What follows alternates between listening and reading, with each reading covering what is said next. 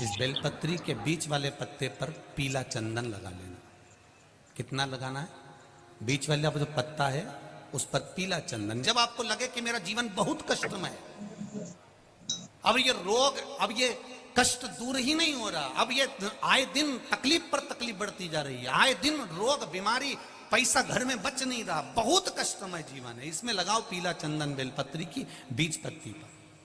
और बीज पत्ती पर जब चंदन लग जाए, लगने के बाद में ये दोनों पत्ती पर लाल चंदन लगा लीजिए।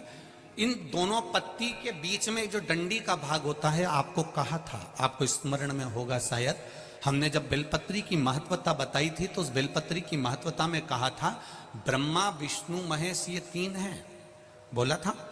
बीच में ये बड़ी पत्ती से लेकर जो दो पत्तियां होती हैं, इनके बीच में जो जगह बचती है, इसमें मां पार्वती के 64 योगनियां, मां पार्वती अपनी पूर्ण सिद्धि के साथ में जितनी भी देवी के स्वरूप हैं, वो माता 64 योगनियां देवी के स्वरूप में यहां पर विराजमान होती हैं। दो पत्ती के नीचे से जो डंडी होती है नीचे तक, ये पूरी डंडी में 33 कोटि देवी देवताओं विराजमान होते हैं इस पूरी डंडी के अंदर।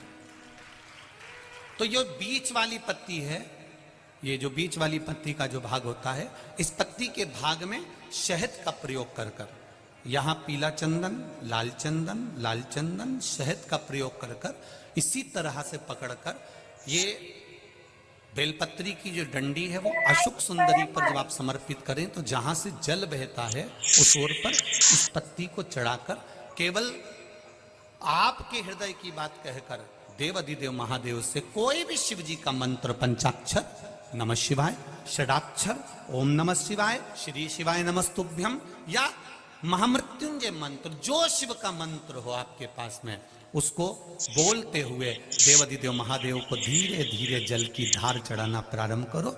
जल की धार जब पूर्ण होने लगे, उसमें थोड़ा जल बचे, तब अशुक सुंदरी पर जो तुमने बेलपत्र चढ़ाई है वहां उस जलधार को चढ़ाएं। ये प्रयोग आपको केवल सोमवार की अष्टमी पढ़ने पर ही करना है।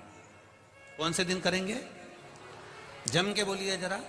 सोमवार की अष्टमी पढ़ने पर यह प्रयोग करें और जल चढ़ाकर बाबा से विनती कर कर उसी बेलपत्र को वापस उठाकर कहीं जलाशय में या किसी पेड़ के नीचे विसर्जन कर दें और एक लोटा जल वहां भी चढ़ा दें। बस निवेदन कर कर आ जाइए, मेरा बाबा 3 माह के अंदर हाथ जरूर पकड़ेगा और आपको दलदल से बाहर निकाल देगा।